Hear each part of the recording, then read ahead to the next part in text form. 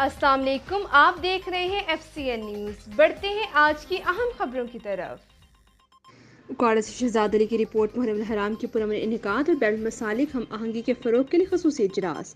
DPO उकाड़ा तारिक अजीज सिंधु की ज़ेर सदारत मुहर्रम हराम के पुरअमन इनेकात के लिए इजलास इत्तेहाद बैरुल मसालिक मुनक्किद हुआ। इसमें मेंबरान ज़िली अमन कमेटी ताजदार और मुख्तलिफ मुकातिब फ़िक्र के उलमा कराम ने शिरकत की।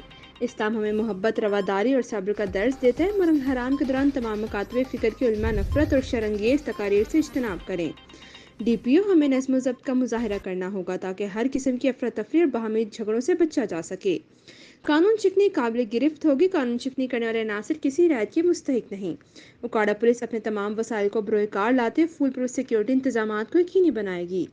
इजलास के दौरान तमाम शुरा ने मुहर्रम हराम के दौरान पुलिस के साथ मुकम्मल ताउन की यकीन दहानी कराई और अपने अपने ख्यालात के इजहार भी किए। इजलास के इख्तिताम पर मुल्क की सलामती के लिए दुआ की गई। इस मौके पर डिप्टी कमिश्नर उकाड़ा फ़ारूक अतीक भी मौजूद थे।